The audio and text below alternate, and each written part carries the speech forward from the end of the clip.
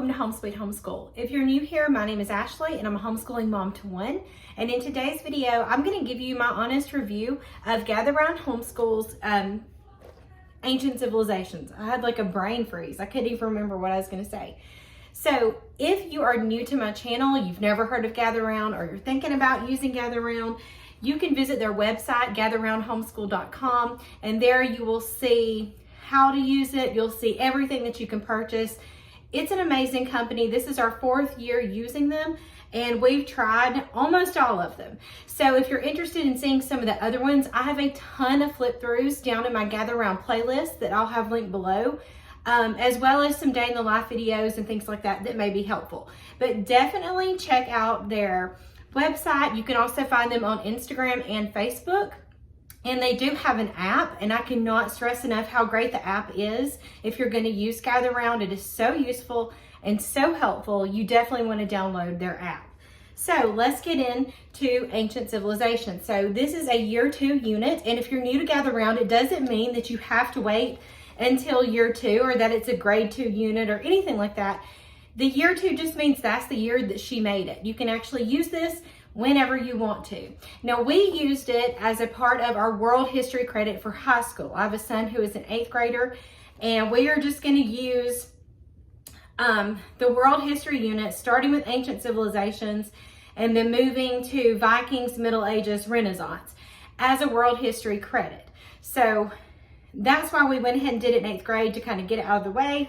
But that's what we're using it for. Of course, this is made for all ages. I left that out. These are made for all ages. They include all of your subject areas except for math, but definitely check them out. So this is a year 2 unit.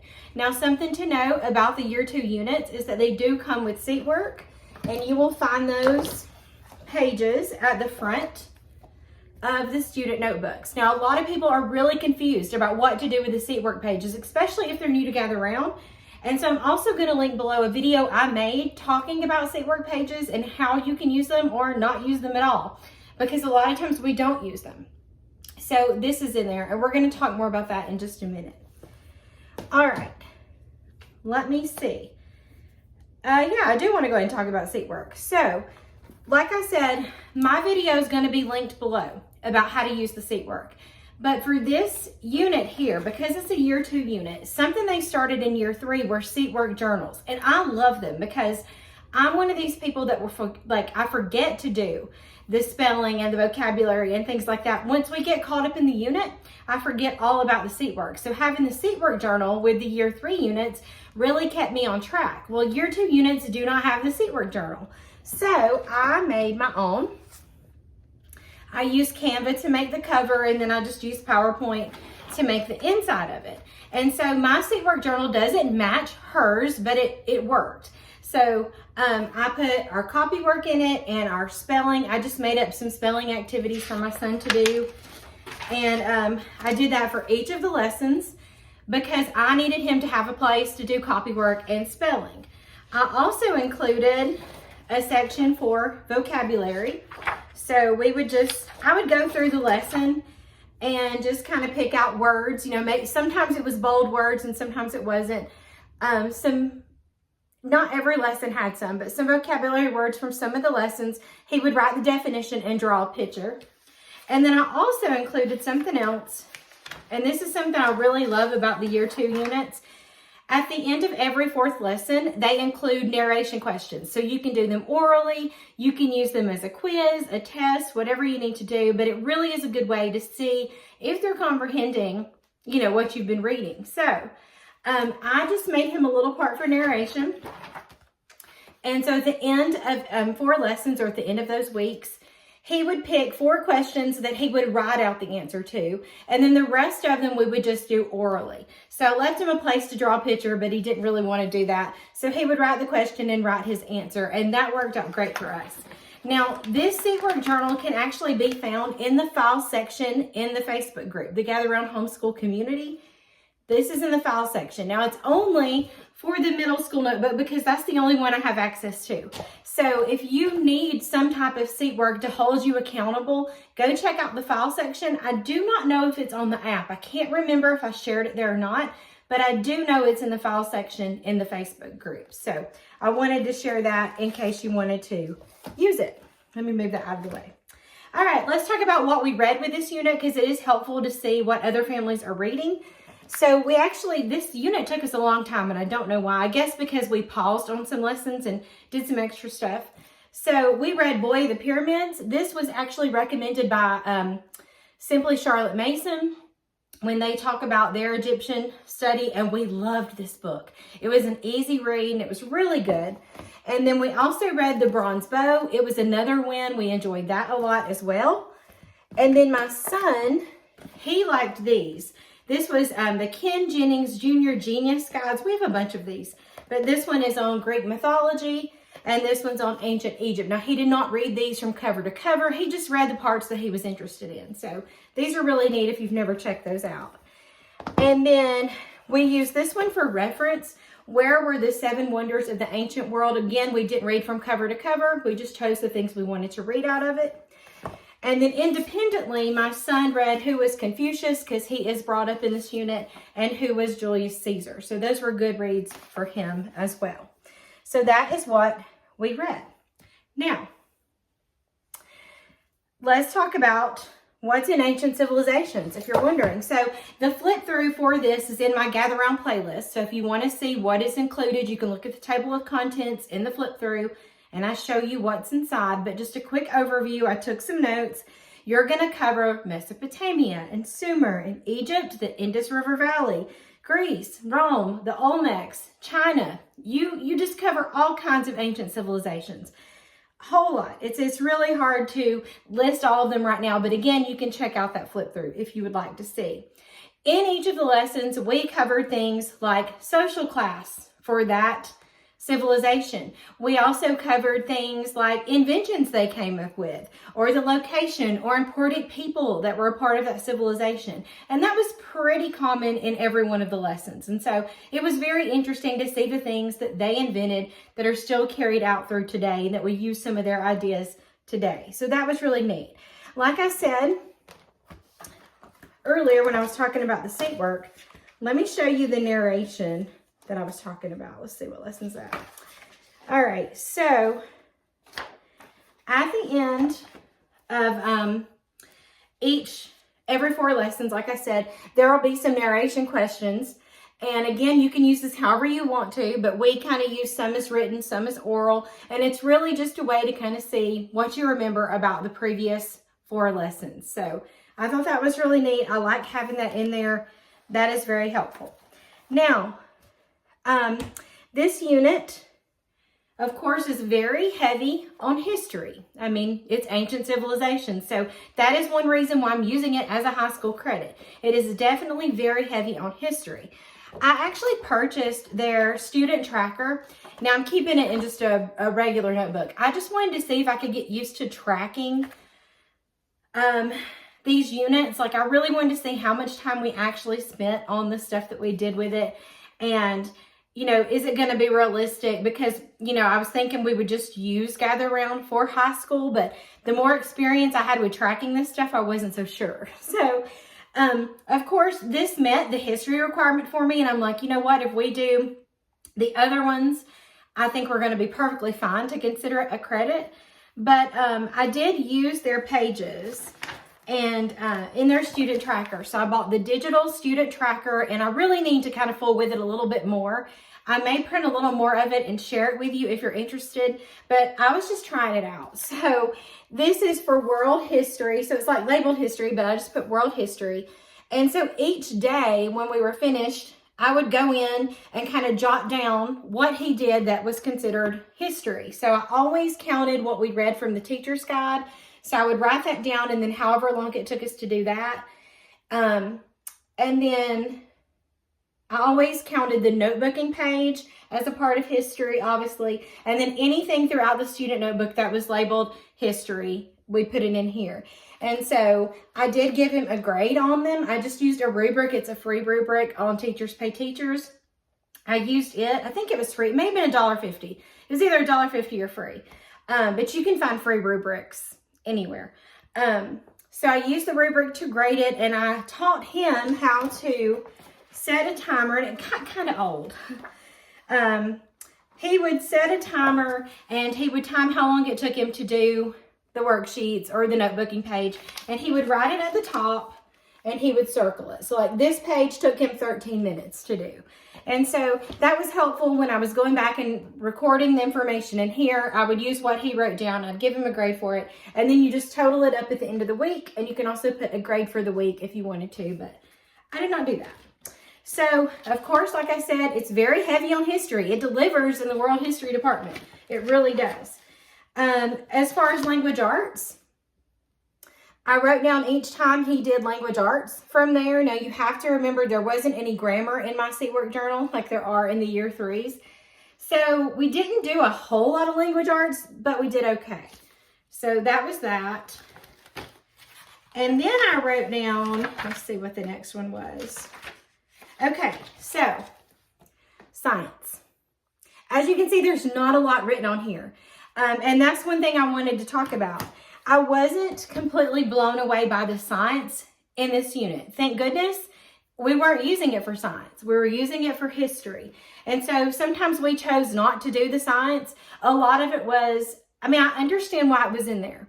Because the floods, the monsoons, the aqueducts, they did relate to what you were talking about. But in terms of science, it just wasn't, it just wasn't meaty enough of science for me. There was nothing hands-on. I didn't really want to go look for more stuff to do. It just didn't deliver for me in the science department. Some of the things you talked about were floods, soil, mummies, toothpaste, monsoons, the manufacturing of silk, emulsion, weather, horses, and aqueducts. So yeah, there are tons of things I could have probably looked up on Pinterest and we could have done these, but my son wasn't interested and I wasn't interested in finding any of this stuff. So for us, the science just didn't do it for us in this unit. And if I'm trying to get a science credit for a whole year's worth of high school, I'm gonna have to do a lot more science than this. Just saying. As far as the language arts, and I wish I would have talked about this when I was showing you the language arts, your grammar is on like citations and print sources, and then you are learning like research, like in your own words, how to write things in your own words, how to take good notes, how to organize your writing mechanics, and editing and proofreading. Now, first off, my son got so tired of doing citations. There was a lot of that in here, and he absolutely hated doing it. He would roll his eyes and he would complain about having to do it. And here's the thing with citations. I never use those, and I only use them when I got like high school and college. And when I needed to know how to do it, we just looked it up. When I was in high school, we just looked it up in a book. We had a book where we could look it up. And then in college, we finally had the internet, and we looked it up on there. And so I really feel like, okay, I've introduced it to him. One time's good enough. If he needs it, we'll look it up. So he got kind of tired of it, and so we just stopped doing the citation part. Now, I will say this about language arts. Here's the thing. Let me see if I can find one of the writing lessons. I don't exactly know where it is, but I would like to show you because the writing just, I don't know, didn't do it for me. I wish I could find one here that maybe I can show you better in his. I got him to do it in here, just on the back of one of these sheets. Okay, so for lesson 9, they wanted him to pick a topic, something that he knew about, and write a paragraph about it. So let's look at lesson 9. Oh, look, I was on it. If I'd have just went a little bit further. Okay, so here it is, organizing your writing. So you have to look up the word organize. He knows what organize is. He's 14. He knows what it is, and I am the queen of organization. So he knows what it means to organize. But this says, like, do you organize things? Is your room neat or tidy? And it talks about organized writing. So it tells them, like, 1, you're going to define your topic. You're going to brainstorm. You're going to make an outline. You're going to write your paper. Well, here's the thing. We've just been doing gather round writing. the whole time that we've done it, the whole time we've done homeschool. And so we've never made an outline. Like he's never done that. That's never came up in any of the other units that we've done. And so he's never made an outline. And I was totally against outlines. I thought that's so boring and I don't want a structured program. But after doing this unit, it opened my eyes that we do need some structure. We need some structure and we need some help in the writing department. So when I start introducing my curriculum for next year, I'll show you what we're going to use for writing. And I think it's definitely going to help him. But this was hard for him because there really wasn't enough meat here to kind of teach him how to do it.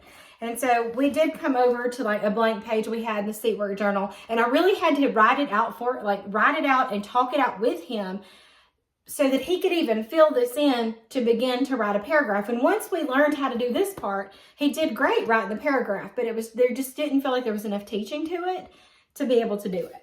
That was one of them. And I think there was another one. Oh yeah, writing mechanics, summarizing. And so we kind of had to go over what it meant to summarize and learning how to pick just something to summarize. It just means just a little of something, not the whole thing. And so this unit just kind of, like I said, it opened my eyes that we do need some writing instruction. We need a little more hand-holding in that department, and we just need a little more. So the science didn't really do it for us, and the language arts didn't really do it for us in this unit. Now, the writing project for Ancients is to create a brochure about the civilization that you're interested in. But we have made brochures in the past. We did it at a co-op, and I knew that he wouldn't want to make another brochure. And so I tried to come up with something else. Don't be afraid to change some things up so that your kids get a little more excited about it. So I decided I wanted him to create an amusement park. We've been to Disney World. I don't know how many times he's been, but he's been. And he knows, like, I think about Magic Kingdom and I think about the map and walking down Main Street, USA, and the center point of the whole park is the castle. And then you've got your different areas. You've got Adventureland and you've got Tomorrowland and all those wonderful things. And so that was kind of my idea and my inspiration.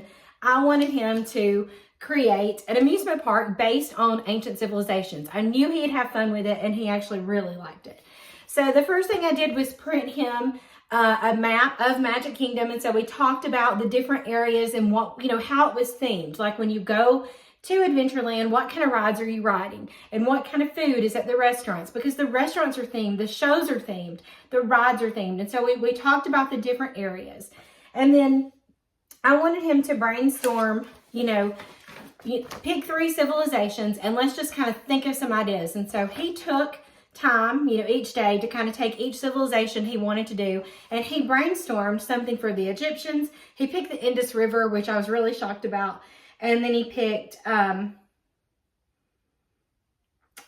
Greeks. Greece. So that was the areas that he picked. Now, I did make him a rubric. Of course, this is not the one with his grade. He did not want me to share that. I did make a rubric, and I made a little page of project details so he would know what to do. And it just kind of told him, this is what you need on the outside of your cover. So he's kind of making a brochure, but kind of not. This is what you need inside. You need 3 areas in the park, each a different ancient civilization. And then I have requirements for each area. He had to have a main entrance with some type of building to represent the park, and number each of the rides, restaurants, and shows, and provide a short description, which is exactly what Disney does. They number everything, they tell you the name of it, and give you a quick description. So that's why I had this for him to look at. And then this is just where he did all of his little planning at first. So his requirements were that each area had to have 3 themed rides for that civilization. It had to have 1 themed restaurant, and he had to list what food, at least 3 items, were going to be sold. So he had to know what would those people eat in that area. He also had to do 1 show and tell me like the theme of that show that would be in that area. And he had a really good time doing that. Like for the Egyptians, he did Mummy Mayhem. That was one of his rides. The Nile Coaster, and I don't know what that says. I've been wondering what that says, but I'm not sure. And then he did like a Greek god meet and greet and just different things like that. And he did a really good job with the food. He did not want me to show his finished product, and that's okay because I respect that, but it turned out really well. And it was a good way for him to show that he understood those 3 civilizations, and he created a park themed around them. So we love that. So The writing project doesn't start until lesson 17. So if you want it to be something that your child works on over the course of the unit, you may want to go ahead and look at those lessons and pull them out, because otherwise they're doing it lesson 17 through lesson 20. So I just wanted to give you a heads up on that. So overall, we enjoyed this unit. Again, it met my requirements for history. It was very full of history. We even stopped on the Egyptians, the Greeks, and the Romans and did a couple extra days worth of stuff with them because that's what my son really likes.